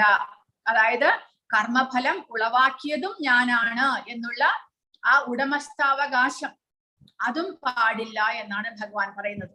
ഉടമസ്ഥാവകാശ ബോധം, എല്ലാത്തിന്റെയും ഉടമസ്ഥാവകാശ ബോധം, അത് എല്ലാം ഭഗവാന്റേതാണ് എന്ന് മനസ്സിലാക്കണം എന്നാണ് നമ്മൾ വരുന്ന അധ്യായങ്ങളിലൂടെ മനസ്സിലാക്കുന്നത്. കാരണം എല്ലാം തന്നെ ഭഗവാൻ. ഈശാവാസ്യം ഇതം സർവം യത്കിഞ്ച ജഗത്യാം ജഗത്. ഈ ജഗത്തിന്റെ മുഴുവനും ഉടമസ്ഥൻ ഭഗവാനാണ്. പക്ഷെ നമ്മൾ ഈ ജഗത്തിലേക്ക് എപ്പോഴോ ജനിച്ചു വരുന്നു. അതിനു മുമ്പും ഇതെല്ലാം ഉണ്ടായിരുന്നല്ലോ. നമ്മൾ പോയിക്കഴിഞ്ഞാലും ഇതെല്ലാം ഇവിടെ തന്നെ നിൽക്കും. അപ്പോൾ ആ ഒരു ഇന്റർവെല്ലിലാണ് നമ്മൾ പ്രവർത്തിക്കുന്നത്. എന്നിട്ടോ നമ്മൾ ഇതെല്ലാം എന്റേതാണ് എന്ന് ഉടമസ്ഥാവകാശ ബോധം എഴുതിയുണ്ടാക്കുന്നു. അപ്പോൾ ഭഗവാൻ പറയുന്നത്, ആത്മീയമായിട്ട് നമുക്ക് ഉയരണം എന്നുണ്ടെങ്കിൽ എല്ലാം ഭഗവാന്റേതാണ് എന്നുള്ള ഭഗവാൻ ഒരിക്കലും നമ്മളോട് ഇതെല്ലാം എഴുതിയതെല്ലാം മാറ്റിവെക്കണമെന്നല്ല പറയുന്നത്. മനസ്സിൽ അവബോധത്തിൽ മാറ്റം വരുത്തുക. അതായത് എല്ലാം ഭഗവാന്റേതാണ് എന്നുള്ള അവബോധത്തോടുകൂടി, ചിന്തയോടുകൂടി ആ യാഥാർത്ഥ്യം മനസ്സിലാക്കിക്കൊണ്ട് പ്രവർത്തിക്കുക എന്നാണ് ഭഗവാൻ പറയുന്നത്. ഇപ്പോൾ നമ്മളൊരു ഫാമിലിയോടുകൂടി കഴിയുമ്പോൾ നമുക്ക് ഒരുപാട് കർമ്മങ്ങൾ, കർത്തവ്യങ്ങൾ ചെയ്യാനുണ്ട്. ശരി, നിങ്ങൾ അതെല്ലാം അനുഷ്ഠിക്കൂ. നിങ്ങൾ ജോലിക്ക് പോയിക്കൊള്ളൂ, ധനം ഉണ്ടാക്കിക്കൊള്ളൂ, വീട്ടുകാരെ എല്ലാം നോക്കിക്കൊള്ളൂ. പക്ഷേ എല്ലാത്തിന്റെയും ഉടമസ്ഥൻ ഞാനാണ്, എല്ലാ കർമ്മവും ചെയ്യുന്നത് ഞാനാണ്. അതുകൊണ്ട് ഇതെല്ലാം അനുഭവിക്കാനുള്ള അവകാശം എനിക്കുണ്ട് എന്നുള്ള ഒരു ചിന്തയുണ്ടല്ലോ, ഉടമസ്ഥാവകാശ ബോധം. ആ ഒരു അവബോധത്തെ നമ്മൾ ഇല്ലാതാക്കണം എന്നാണ് ഭഗവാൻ പറയുന്നത്. കാരണം എല്ലാം ഭഗവാന്റേതാണ്, അദ്ദേഹമാണ് എനിക്കിതെല്ലാം തന്നിരിക്കുന്നത്. കർമ്മം ചെയ്യാൻ മാത്രമേ നമുക്ക് അധികാരമുള്ളൂ. നമ്മൾ എത്രയോ ജന്മങ്ങളിൽ പാപകർമ്മങ്ങൾ ചെയ്തു കാണും.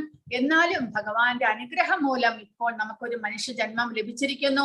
ആ മനുഷ്യജന്മം എനിക്ക് ലഭിച്ചത് ഭഗവാനെ മനസ്സിലാക്കി അദ്ദേഹത്തോട് ചേരാനുള്ള ഒരവസരമാണ് എന്ന് മനസ്സിലാക്കണം. അതിനു വേണ്ടിയിട്ട് നമ്മൾ എന്തെല്ലാം ചെയ്യണമെന്നാണ് ഭഗവാൻ പറഞ്ഞു തരുന്നത്. അതിൽ കർമ്മം, നമ്മൾ എല്ലാവരും കർമ്മം ചെയ്യുന്നുണ്ട്, അതാണ് ഇമ്പോർട്ടന്റ് ആയിട്ടുള്ളത്. ആ കർമ്മം എങ്ങനെ ചെയ്യണം എന്ന് ഭഗവാൻ പറയുന്നു. എന്തിന്? കർമ്മഫലം നമ്മളെ ബാധിക്കാതിരിക്കാൻ. അപ്പോൾ അങ്ങനെയാണെങ്കിൽ കർത്തവ്യം ചെയ്യാതിരുന്നാൽ, നമ്മുടെ കടമ ചെയ്യാതിരുന്നാൽ നമുക്ക് കർമ്മഫലം ബാധിക്കാതിരിക്കുമോ? ഭഗവാൻ പറയുന്നു, കർത്തവ്യം ഒഴിവാക്കാനും പാടില്ല. അവനവന്റെ കർത്തവ്യം അവനവൻ അനുഷ്ഠിച്ചു കൊള്ളണം. ഇല്ലെങ്കിൽ അതും പാപമാണ്. ആ പാപഫലവും നമ്മൾ അനുഭവിക്കേണ്ടതായിട്ട് വരും. അപ്പോൾ കർമ്മം ചെയ്യണം. കർമ്മം ചെയ്യാതെ ഒഴിഞ്ഞു പോകാൻ ആഗ്രഹിക്കരുത്. കർമ്മത്തിന്റെ ഫലം എന്തായിരിക്കും എന്ന് ആലോചിക്കാൻ പാടില്ല. കൂടാതെ കർമ്മം ചെയ്യുന്നതും കർമ്മത്തിന്റെ ഫലം ഉണ്ടാക്കിയതും എല്ലാം ഞാനാണ് എന്നുള്ള അവകാശബോധവും പാടില്ല. അങ്ങനെ നമ്മൾ കർമ്മങ്ങൾ ചെയ്തുകൊണ്ട് പോകുകയാണെങ്കിൽ ആ കർമ്മഫലം നമ്മളെ ബാധിക്കുന്നില്ല. അതാണ് നിഷ്കാമ കർമ്മയോഗം എന്നിവിടെ പറയുന്നത്. കർമ്മഫലത്തിൽ ആകൃഷ്ടനായ ഒരാൾ കർമ്മത്തിന്റെ ഹേതുഭൂതനാകുന്നു. അയാൾ കർമ്മഫലങ്ങൾ ദുഃഖമായാലും സുഖമായാലും അനുഭവിച്ചേ തീരൂ. അതുകൊണ്ടാണ് ഭഗവാൻ നമ്മളെ കർമ്മഫലം ബാധിക്കാതിരിക്കാൻ വേണ്ടിയിട്ടാണ് അങ്ങനെ പറയുന്നത്. കാരണം അദ്ദേഹം നമുക്ക് പറഞ്ഞു തരികയാണ്. നമ്മൾ ഇതെല്ലാം മറന്നു പോയിരിക്കുന്നു. ആ ജ്ഞാനമെല്ലാം നമുക്ക് ഓർമ്മയില്ല, മറന്നു പോയിരിക്കുന്നു. അങ്ങനെയാണ് നമ്മൾ ഇവിടെ ബന്ധനത്തിലാക്കപ്പെടുന്നത്. അതുകൊണ്ട് ആ കരുണാമയനായിട്ടുള്ള ഭഗവാൻ നമ്മളെ ഓർമ്മിപ്പിക്കുന്നു, നിങ്ങൾ ചെയ്യേണ്ടത് ഇങ്ങനെയാണ്. ഓരോ പ്രവൃത്തിയും നിങ്ങൾ ഇങ്ങനെ ചെയ്തു കഴിഞ്ഞാൽ നിങ്ങളെ കർമ്മഫലം ബാധിക്കില്ല എന്ന് ഭഗവാൻ നമ്മളെ പറഞ്ഞു തരികയാണ്, ഓർമ്മിപ്പിക്കുകയാണ്, പഠിപ്പിച്ചു തരികയാണ്. അങ്ങനെ 3 വിധത്തിലുള്ള കർമ്മങ്ങൾ, അതായത് കാമ്യകർമ്മങ്ങൾ, അതാണ് ഭഗവാൻ പറയുന്നത്. കാമ്യകർമ്മങ്ങൾ നിങ്ങൾ ചെയ്യരുത്, അതാണ് നമ്മളെ ബന്ധനത്തിലാക്കുന്നത്. നിഷ്കാമമായിട്ട് കർമ്മം ചെയ്യൂ, അത് നമ്മളെ പരിശുദ്ധരാക്കുന്നു. ഫലത്തിൽ ആസക്തനാകാതെ തന്റെ കർത്തവ്യം എന്ന നിലയിൽ യുദ്ധം ചെയ്യാനാണ് കൃഷ്ണൻ അർജുനനോട് ഉപദേശിച്ചത്. യുദ്ധത്തിൽ നിന്ന് ഒഴിഞ്ഞു മാറുന്നത് ആസക്തിയുടെ മറ്റൊരു വശമാണ്. അപ്പോൾ കർമ്മം ചെയ്യാതിരിക്കുന്നതാണെങ്കിലോ, അർജുനൻ അതാണ് പറയുന്നത്, യുദ്ധത്തിൽ നിന്ന് ഞാൻ പോകുന്നു, ഞാൻ സന്യാസിയാകാൻ പോകുന്നു എന്നെല്ലാം പറഞ്ഞു. പക്ഷെ അത് ഈ ജീവിതത്തിനോടുള്ള ആസക്തിയുടെ മറ്റൊരു വശമാണ്. അതുകൊണ്ട് കർമ്മത്തിൽ നിന്ന് ഒഴിഞ്ഞു നിൽക്കാനും പാടില്ല. അങ്ങനെയുള്ള ആസക്തി ഒരിക്കലും മോചന മാർഗത്തിലേക്ക് എത്തിക്കില്ല. രണ്ടായാലും ആസക്തി ബന്ധന ഹേതുവാണ്. അകർമ്മമാണെങ്കിൽ, കർമ്മം ചെയ്യാതിരുന്നാൽ അത് പാപവുമാകുന്നു. അതുകൊണ്ട് അർജുനന്റെ മുന്നിൽ ഒരേ ഒരു വഴിയേ ഉള്ളൂ, നിഷ്കാമനായിട്ട് അവനവന്റെ ഡ്യൂട്ടി എന്ന നിലയിൽ ആ യുദ്ധം അനുഷ്ഠിക്കുക. അതുപോലെ നമ്മുടെ മുന്നിലും ഒരേ ഒരു വഴിയേ ഉള്ളൂ, നമ്മുടെ കർത്തവ്യം നമ്മൾ അനുഷ്ഠിക്കണം. പക്ഷേ അതിന്റെ ഫലത്തെ ആഗ്രഹിക്കരുത്. അതാണ് ഭഗവാൻ പറയുന്നത്. ഇനി 49 ദൂരേണ ഹ്യവരം കർമ്മ ബുദ്ധിയോഗാധനഞ്ജയ ബുദ്ധൗ ശരണമന്വിച്ഛ കൃപണാഹ ഫലഹേതവഃ. ഇനി ഭക്തിയുത സേവനത്തിലേക്ക് ഭഗവാൻ കടക്കുകയാണ്. ദൂരേണ ഹി അവരം കർമ്മ. അവരം കർമ്മ എന്ന് പറഞ്ഞാൽ ഇങ്ങനെയുള്ള കാമ്യ കർമ്മങ്ങളെ ദൂരേക്ക് മാറ്റുക. അതിലേക്ക് നീ അതിന്റെ അടുത്തേക്ക് പോകരുത്, അത് നിന്നെ ബന്ധനത്തിലാക്കുന്നു. അതുകൊണ്ട് അങ്ങനെയുള്ള കർമ്മങ്ങളെ, അതായത് ഇന്ദ്രിയ സുഖഭോഗത്തിന് വേണ്ടിയിട്ടുള്ള കർമ്മങ്ങളെ നീ ചെയ്യരുത്. പിന്നെയോ ബുദ്ധിയോഗാധനഞ്ജയ, ബുദ്ധിയോഗം കൊണ്ട് അതിനെ മാറ്റി നിർത്തുക എന്ന്. ബുദ്ധിയോഗം എന്ന് പറഞ്ഞാൽ ഭക്തിയുത സേവനം. ഇന്ദ്രിയങ്ങൾക്ക് ഇന്ദ്രിയ വിഷയങ്ങളിൽ ആസക്തി വരുത്താതെ ആ ഇന്ദ്രിയങ്ങളെ കൊണ്ട് ഭഗവാന്റെ സേവകൾ ചെയ്യിക്കുക. അതുവഴി നമുക്ക് ആ ഭൗതിക സുഖഭോഗത്തിനോടുള്ള ആസക്തിയെ ഇല്ലാതാക്കാൻ സാധിക്കുന്നു. ചുഗുപ്സാവഹമായ കർമ്മങ്ങളെല്ലാം ഭക്തിയുത സേവനത്താൽ അകറ്റി നിർത്തുക. ആ ബോധത്തോടെ ഭഗവാനെ ശരണം പ്രാപിക്കുക. ബുദ്ധൗ ശരണം അന്വിച്ച, ആ ഭക്തിയോടുകൂടി ഭഗവാനെ ശരണാഗതനായി കഴിഞ്ഞാൽ നമുക്ക് ആ കർമ്മഫലങ്ങളെ ബാധിക്കുന്നില്ല. പിന്നെയോ കർമ്മഫലങ്ങൾ അനുഭവിക്കാൻ ആഗ്രഹിക്കുന്നവർ കൃപണരാണ് എന്ന് പറയുന്നു ഭഗവാൻ. കൃപണർ എന്ന് പറഞ്ഞാൽ പിശുക്കന്മാർ എന്നാണ് അർത്ഥം. എന്തുകൊണ്ടാണ് അവരെ പിശുക്കന്മാർ എന്ന് വിളിക്കുന്നത്? അവർ അവരുടെ കർമ്മത്തിന്റെ ഫലത്തെ സ്വയം അനുഭവിക്കാൻ ആഗ്രഹിക്കുന്നു, ആർക്കും കൊടുക്കാൻ ആഗ്രഹിക്കുന്നില്ല, ത്യജിക്കാൻ ആഗ്രഹിക്കുന്നില്ല. അതുകൊണ്ട് അവർ കൃപണരാണ് എന്ന് പറയുന്നു. മരുഭൂമിയിൽ ഒരു മൃഗം മരീചികയെ പിന്തുടരുമ്പോൾ അവർ അതിനെ സമീപിക്കുമ്പോൾ അപ്പോഴേക്കും അത് പിൻവാങ്ങുന്നു. അതുപോലെ പിശുക്കൻ ഇന്ദ്രിയ ആസ്വാദനം തേടുന്നു, താൽക്കാലിക ഫലങ്ങളുടെ പിന്നാലെ പാഴാക്കുന്ന സമയം പാഴായി പോകുന്നു. ഇത് കൂടുതൽ അടിമത്തത്തിലേക്ക് നയിക്കുന്നു. അതായത് വീണ്ടും വീണ്ടും പുനർജന്മത്തിലൂടെ പല ജന്മങ്ങൾ ശരീരങ്ങൾ എടുത്ത് നമുക്ക് ഭൗതിക പ്രപഞ്ചത്തിൽ വീണ്ടും വീണ്ടും ജനിക്കേണ്ടതായിട്ട് വരുന്നു. അതുകൊണ്ട് ഒരിക്കലും കൃപണരാകരുത്, കർമ്മത്തിന്റെ ഫലത്തെ ആഗ്രഹിക്കരുത്. അവനവന് വേണ്ടതെല്ലാം നമ്മൾ സമ്പാദിക്കണം, നമ്മുടെ ഫാമിലിക്ക് വേണ്ടിയിട്ട് നമ്മൾ എടുത്തു വെക്കണം, വേണ്ട എന്ന് പറയുന്നില്ല. പക്ഷേ ആസക്തി, അതിനോടുള്ള അതിയായ ആഗ്രഹം, അതാണ് ഭഗവാൻ ഒഴിവാക്കാൻ പറയുന്നത്. ഏത് ഭൗതികമായ കാര്യത്തിനോടായാലും അതിയായിട്ടുള്ള ആഗ്രഹം, അമിതമായ ആഗ്രഹം നമ്മൾ ഒഴിവാക്കണം എന്ന് പറയുന്നു. അമിതമായാൽ അമൃതം വിഷമം എന്ന് പറഞ്ഞിട്ടില്ലേ, അതുപോലെ ഭൗതികമായിട്ടുള്ളത് എല്ലാം തന്നെ അമിതമായി കഴിഞ്ഞാൽ വിഷമാണത്, നമ്മളെ ബന്ധനത്തിലാക്കുന്നു. അതുകൊണ്ട് ഭഗവാൻ അങ്ങനെ അമിതമായിട്ട് ഒന്നിലും ആഗ്രഹം പാടില്ല. നമുക്ക് ആവശ്യമുള്ളത് മാത്രം നമ്മൾ സ്വീകരിക്കുക, നിഷ്കാമമായിട്ട് കർമ്മം ചെയ്യാൻ പരിശ്രമിക്കുക എന്നാണ് ഭഗവാൻ പറയുന്നത്. ഇപ്രകാരം ഭഗവൻ ഭക്തി സേവനത്തിൽ ഏർപ്പെട്ടുകൊണ്ട് ഋഷീശ്വരന്മാർ അഥവാ ഭക്തന്മാർ ഭൗതിക ലോകത്തിലെ കർമ്മഫലങ്ങളിൽ നിന്ന് മുക്തരാകുന്നു. ഇങ്ങനെ ജനന മരണ ശൃംഖലയിൽ നിന്ന് മോചിതരായി അവർ ദൈവസന്നിധിയിൽ എത്തിച്ചേർന്ന് സകല കഷ്ടതകൾക്കും ഉപരിയായ അവസ്ഥയിൽ എത്തിച്ചേരുന്നു. അപ്പോൾ മുൻകാലങ്ങളിലെ ഋഷീശ്വരന്മാരെല്ലാവരും ഇതിനെക്കുറിച്ച് മനസ്സിലാക്കിക്കൊണ്ട് അവർ നിഷ്കാമമായിട്ട് കർമ്മം ചെയ്ത് പരിശുദ്ധരായി ഭഗവാന്റെ ധാമത്തിലേക്ക് പോയിട്ടുണ്ട് എന്നാണ് ഭഗവാൻ പറയുന്നത്. അപ്പോൾ അതാണ് ശരിയായിട്ടുള്ള വഴി എന്ന് നമ്മൾ മനസ്സിലാക്കണം. ഓരോ അടിവയ്പിലും ആപത്തുള്ള ദുരിതപൂർണമായ ഒരിടമാണ് ഈ ഭൗതിക ലോകം എന്ന് അജ്ഞത മൂലം ആരും മനസ്സിലാക്കുന്നില്ല. ബുദ്ധിഹീനന്മാർ അജ്ഞാനത്താൽ കാമ്യകർമ്മങ്ങളുടെ പരിണത ഫലങ്ങൾ തങ്ങളെ സംതൃപ്തരാക്കും എന്ന് കരുതി സന്ദർഭോചിതമായി പ്രവർത്തിക്കുന്നു. ഈ പ്രപഞ്ചത്തിൽ എങ്ങും ഏതു വിധമുള്ള ഭൗതിക ശരീരത്തിലും ശോകരഹിതമായ ജീവിതം സാധ്യമല്ല എന്ന് അവർക്ക് അറിഞ്ഞുകൂടാ. അതായത് ഭൗതിക പ്രകൃതിയിൽ നമ്മൾ ഏത് ശരീരം എടുത്താലും, എത്രമാത്രം സമ്പത്തുള്ള പണക്കാരനായിട്ടുള്ള ഒരാളായാലും പാവപ്പെട്ടവരായാലും ആരായാലും ശരി, മൃഗങ്ങളായാലും പക്ഷികളായാലും ഏത് ശരീരത്തിലും ദുഃഖമുണ്ട്. ദുഃഖമില്ലാത്ത ഒരു ശരീരം ഇല്ല. കാരണം നമ്മൾ അനാദികാലമായിട്ട് കർമ്മം ചെയ്തുകൊണ്ടേ വരികയാണ്. അതിന്റെ ഫലം നമ്മൾ അനുഭവിക്കണം തീർച്ചയായിട്ടും.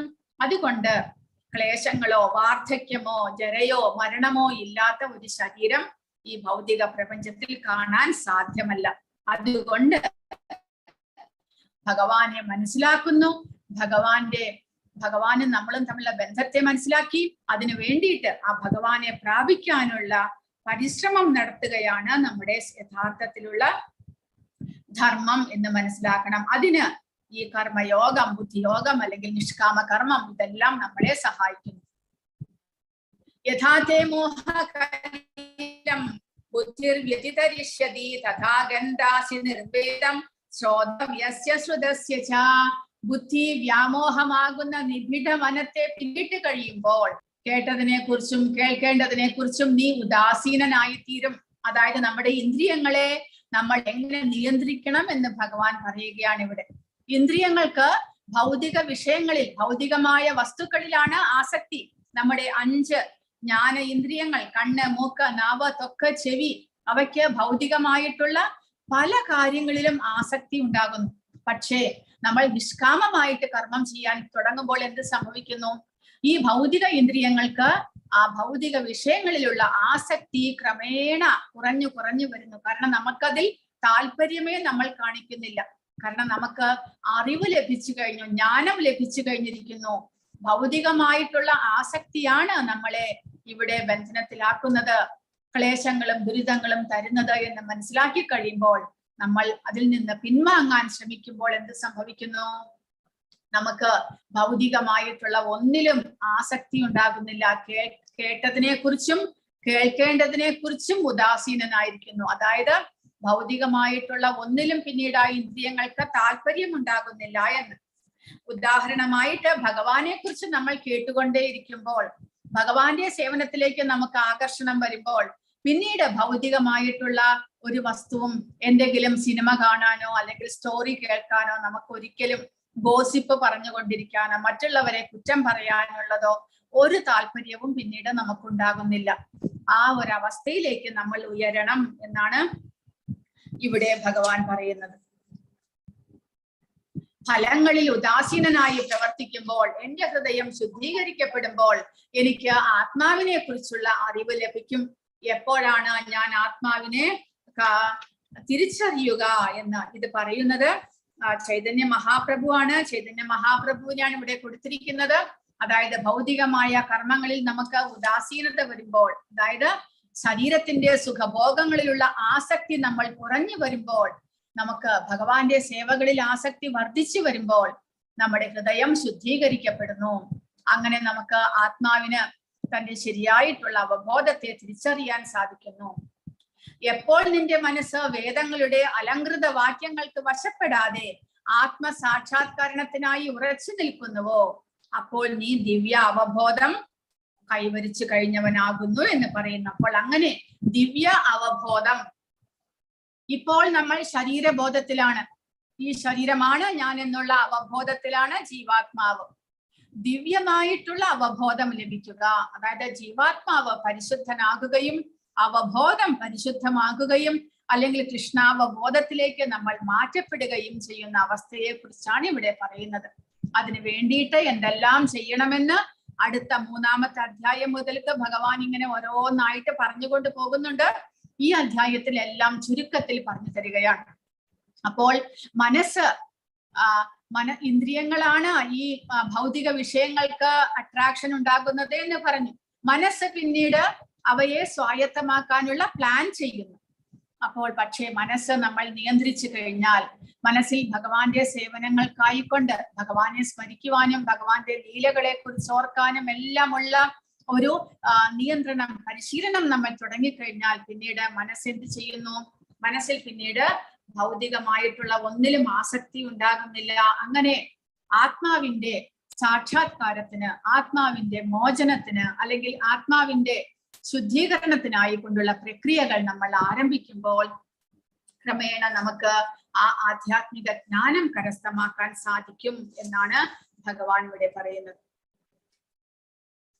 അപ്പോൾ അർജുനന്റെ ചോദ്യമാണ്, അങ്ങനെ ദിവ്യ അവബോധം ലഭിച്ചു കഴിഞ്ഞാൽ ഒരാളെ നമുക്ക് എങ്ങനെ തിരിച്ചറിയാൻ സാധിക്കും?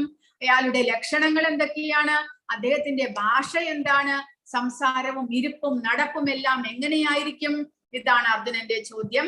അവരുടെ സവിശേഷതകൾ, അയാൾ എങ്ങനെയാണ് പ്രതികരിക്കുന്നത്, എങ്ങനെയാണ് അയാൾ തന്റെ ഇന്ദ്രിയങ്ങളിൽ ഇടപെടാതിരിക്കുന്നത്, ദിവ്യാബോധസ്ഥനായ വ്യക്തി എങ്ങനെയാണ് തന്റെ ഇന്ദ്രിയങ്ങളുമായിട്ട് ഇടപഴകുന്നത്, ഇടപെടാതിരിക്കുന്നത്, രണ്ടും ചോദിക്കുന്നു അർജുനൻ. അപ്പോൾ ഇവിടെ കൊടുത്തിരിക്കുന്നു, നമ്മുടെ ശരീരവും നമ്മൾ ജീവാത്മാക്കളും വ്യത്യസ്തമാണ് എന്ന് പറഞ്ഞു. അതിനെ ഒരു രഥം പോലെ, തേര് പോലെ ഇവിടെ ഉദാഹരണം കൊടുത്തിരിക്കുകയാണ്. അതായത് ഈ ജീവാത്മാവാണ് ഈ തേരിൽ സഞ്ചരിക്കുന്നത്. അതായത് ഈ തേരാണ് ശരീരം. നമ്മുടെ ശരീരം ഒരു രഥമാണ് എന്ന് വിചാരിക്കുക. 5 കുതിരകളെ കൂട്ടിയിട്ടിരിക്കുന്ന ഒരു രഥം. ആ രഥത്തിൽ സഞ്ചരിക്കുന്നയാളാണ് ജീവാത്മാവ്. ആ രഥത്തിന്റെ 5 കുതിരകളെ നമ്മുടെ 5 ഇന്ദ്രിയങ്ങളായിട്ട് പറയുന്നു. അപ്പോൾ ഇവിടെ കണ്ണ്, നാവ്, പിന്നെ മൂക്ക്, ത്വക്ക്, പിന്നെ ചെവി, ഇതെല്ലാമുള്ള 5 ഇന്ദ്രിയങ്ങളാണ് ഈ 5 കുതിരകൾ. അപ്പോൾ കുതിരകൾ അല്ലെങ്കിൽ ഇന്ദ്രിയങ്ങളാണ് ഈ ശരീരത്തെ കൊണ്ട് ഓരോ പ്രവൃത്തികൾ ചെയ്യിപ്പിക്കുന്നത്. ഇന്ദ്രിയങ്ങൾക്കാണ് ഓരോ ആഗ്രഹം ഉണ്ടാകുന്ന. നാവിന് പല വിശിഷ്ടമായിട്ടുള്ള വളരെ സ്വാദോട് കൂടിയ പല വിധത്തിലുള്ള ഭക്ഷണങ്ങളും കഴിക്കാനും പല വിധത്തിൽ സംസാരിക്കാനുമുള്ള ആഗ്രഹം ഉണ്ടാകുന്നു. ഗോസിപ്പ്, ഒരാളെ കുറിച്ച് കുറ്റം, മറ്റുള്ളവരോട് നമ്മൾ എത്ര മണിക്കൂർ വേണമെങ്കിലും കുറ്റം പറഞ്ഞുകൊണ്ടിരിക്കും. എന്നാൽ നമ്മളെ കുറിച്ച് ആരെങ്കിലും പറയുന്നത് കേട്ടാലോ നമുക്ക് അപ്പോൾ മനസ്സിൽ വിഷമമാകുന്നു, ദേഷ്യമാകുന്നു. അപ്പോൾ മറ്റുള്ളവരെ കുറിച്ച് കുറ്റം പറയാനും ഗോസിപ്പ് ചെയ്യാനും പിന്നെ പല വിധത്തിലുള്ള ആഹാരങ്ങൾ രുചിച്ചു നോക്കാനുമുള്ള ആഗ്രഹമാണ് നാവിനുള്ളത്. കണ്ണിനാണെങ്കിലോ പലതും കണ്ട് മനസ്സിലാക്കാനുള്ള, പലതും കാണാനും ഉള്ള ആഗ്രഹം, പലതും കേൾക്കാനുള്ള ആഗ്രഹം ചെവിക്ക്. അങ്ങനെ ഇന്ദ്രിയങ്ങളാണ് ഈ ശരീരത്തെ കൊണ്ട് അവരുടെ ആഗ്രഹത്തിനനുസരിച്ച് പ്രവർത്തികൾ ചെയ്യിപ്പിക്കുന്നത്. ആ ഇന്ദ്രിയങ്ങളെ നിയന്ത്രിക്കുന്ന കടിഞ്ഞാണാണ് മനസ്സ്. അപ്പോൾ മനസ്സിന് വേണമെങ്കിൽ ആ കടിഞ്ഞാണിനെ നിയന്ത്രിക്കുന്നത് ആരാണ്? ബുദ്ധി.